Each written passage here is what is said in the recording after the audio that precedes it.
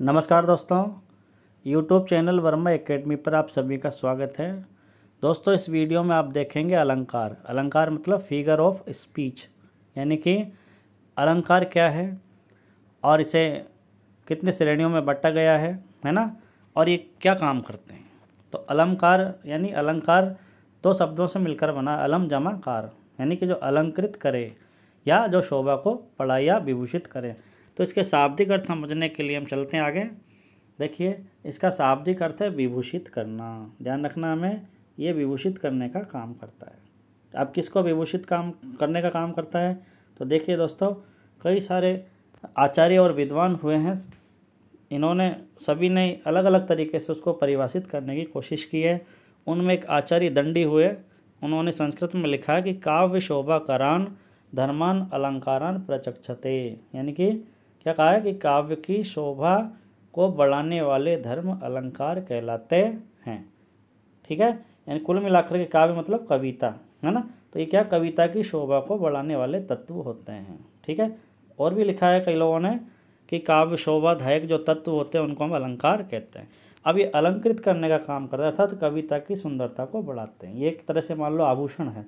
जिस प्रकार से किसी महिला के सौंदर्य में वृद्धि करते आभूषण, उसके गहने है ना, उसकी सुंदरता में चार चांद लगा देते हैं, उसी प्रकार से अलंकार भी किसी कविता के सौंदर्य को बढ़ाने का काम करते हैं। तो काव्य सौंदर्य को बढ़ाने वाले ये तत्व है। तो आइए हम इनका विस्तार से अध्ययन करते हैं कि ये कितने प्रकार के होते हैं। तो अलंकार के यहाँ भेद दिए गए हैं दोस्तों।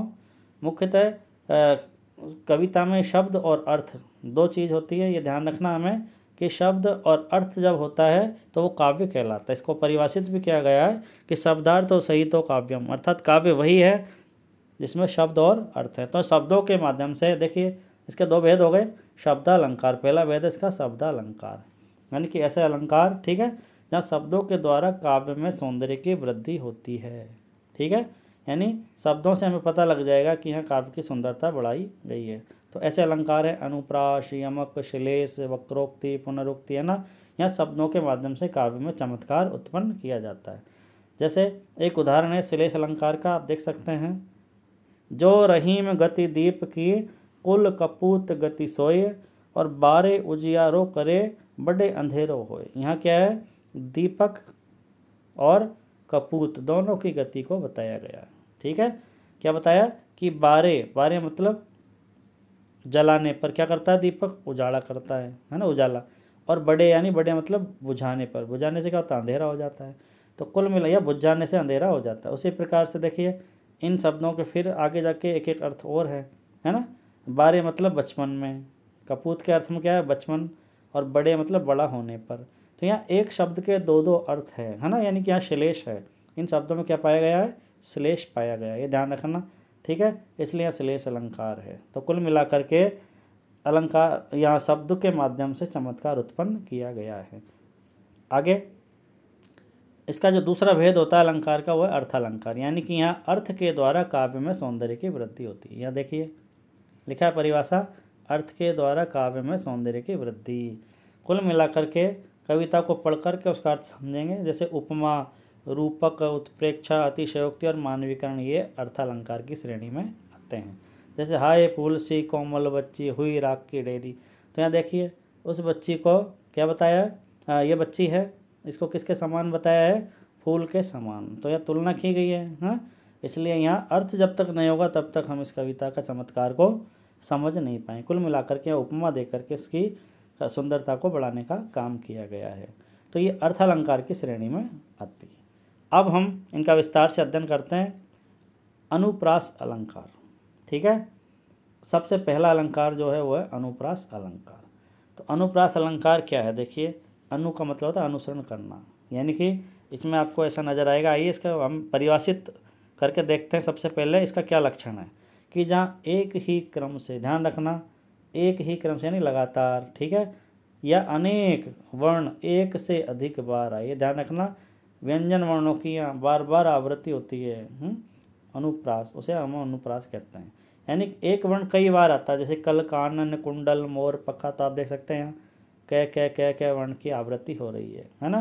कल, कानन, कुंडल, मोर, पखा, उर्पे, वनमाल विराजती है ना। ये मोर खा नहीं है बेटा, मोर पखा है, ध्यान रखना आप लोगों को जो भी, ठीक है प्रिय पाठकों, ठीक है, ये मोर पखा है, ये ध्यान रखना। उसके बाद रघुपति राघव राजा राम, तो यहाँ रे व्यंजन वर्ण की आवृत्ति हो रही है। ओके, इस प्रकार से यहाँ इसका ये अनुप्रास का उदाहरण है, यानी कि एक ही क्रम में, ठीक है, अनेक बार एक ही वर्ण की आवृत्ति हो रही है। तो ये हो गया हमारा अनुप्रास। अब आगे जाकर के इसके भेद हैं, उन भेदों का हम अध्ययन करते हैं। आइए, सबसे पहले होता है छेकानुप्रास, ठीक है। छेक का मतलब होता है छोड़ छोड़ करके, देखिए छेक है ना, छेक का ये तो आप भी जानते होंगे, छेकना मतलब छोड़ना, तो छोड़ छोड़ करके, यानी कि लिखा जब एक वर्ण या वर्ण समूह की आवृत्ति हो, ठीक है। देखिए कैसे, कानन कठिन, ये देख सकते हैं आप, कै वर्ण की आवृत्ति हो रही है इसमें। भयंकर भारी, भय भय है ना, दूर दूर है, देखिए ऐसे घोर घाम, और ऐसे बारिश बयारी, भय भय वर्ण की आवृत्ति हो रही है। तो छेक मतलब अंतराल के साथ आया है। ऐसे दूसरे उदाहरण में देख सकते हैं पर रीझ रीझ, रहसी रहसी, हंसी हंसी, है ना, मतलब एक वर्ण समूह की आवृत्ति हो रही है बार बार, रह रीझ रीझ, रहसी रहस, हंसी हंसी, है ना, दई दई, ये तो ऐसा जो काव्य होता है उसमें छेकानुप्रास पाया जाता है। अब इसका दूसरा जो भेद है वह है वृत्त्यानुप्रास। वृत्त्या का मतलब होता है आवृत्ति, यहाँ ध्यान रखना है ना। इसमें क्या होता है, अनेक वर्णों की अनेक बार आवृत्ति होगी, यानी कि यहाँ ध्यान रखो आप, बार बार आवृत्ति होने के कारण इसको वृत्त्यानुप्रास कहा जाता है। वृत्ति मतलब आवृत्ति, ठीक है। जैसे भगवान भक्तों की भयंकर भूरी भीति भगाइए, ये उदाहरण है, देखिए आप, भय भय भय वर्ण की आवृत्ति हो रही है सब है। ऐसे तरणी तनुजा तट तमाल तरुबर बहुछाई, देखिए यहाँ तय व्यंजन वर्ण की आवृत्ति है। ऐसे ही चारू चंद्र की चंचल किरणें, देखिए खेल रही थी जल थल में, तो यहाँ च और ल वर्ण की आवृत्ति हो रही है, देखिए आप, है ना। ये वृत्त्यानुप्रास में आते हैं, यानी कि अनेक वर्णों की अनेक बार आवृत्ति। अब इसका जो तीसरा भेद है वो होगा श्रुत्यानुप्रास। श्रुत्या मतलब सुनने पर, ये ध्यान देना आपको, क्योंकि हम, हाँ इस पर लिखा देखिए श्रुति अनुप्रास, ये देखिए श्रुत्या मतलब सुनने पर, यानी एक ही उच्चारण स्थान से उच्चरित होने वाले वर्णों का एक से अधिक बार इसमें प्रयोग होता है, ये ध्यान रखना है।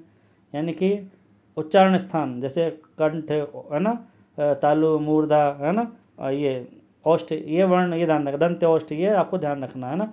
जैसे पहले उदाहरण में है पन्नग प्रचंड पति प्रभु की पनचपीन, तो यहाँ प वर्ण की आवृत्ति और प ओष्ठ वर्ण है, यानी एक ही उच्चारण स्थान से उच्चरित हो रहे हैं सब। देखिए ऐसे दीनांत थे, दीनानाथ थे, है ना, सधेनु आए ग्रह ग्वाल बाल, तो द वर्ण की आवृत्ति हो रही है। यहाँ भी देखिए थ वर्ण की आवृत्ति हो रही है। कुल मिलाकर के दंत्य वर्ण है सारे के सारे, इसलिए, है ना। तो ये विशेष ध्यान रखना, श्रुति मतलब सुनने में आपको ऐसा लगेगा एक ही उच्चारण स्थान से उच्चरित होने वाले वर्णों को कई बार यहाँ प्रयोग होता है। फिर है, अब आते हैं अंत्यानुप्रास। देखिए वहाँ वृत्त्या था, यह अंत्या, अंत्या का मतलब होता है अंत में, देखिए अंत्या, ठीक है, जहाँ पद के अंत में, ये ध्यान रखना हमें, जहाँ पद के अंत में एक ही स्वर और एक ही व्यंजन की आवृत्ति हो, ये ध्यान रखना है, ठीक है, पद के अंत में होगा, आपको ध्यान रखना है इसमें।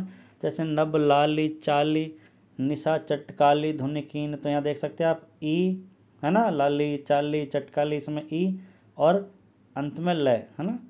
कुल मिलाकर के ई और लय वर्ण की आवृत्ति हो रही है, ठीक है। ऐसे दुखी बना, मंजो मना, ब्रजंगना, तो न और आ, ठीक है, इसकी आवृत्ति हो रही है, यानी अंत में आपको अनुप्रास इसमें नजर आएगा, ठीक है। तो इसलिए इसको हम अंत्यानुप्रास की श्रेणी में रखते हैं। अंत्यानुप्रास मतलब अंत में अनुप्रास होगा, ठीक है। फिर है लाटानुप्रास। लाट मतलब गुजरात प्रदेश, ठीक है, उसको कहा जाता है साहित्य में लाट जनपद, ठीक है।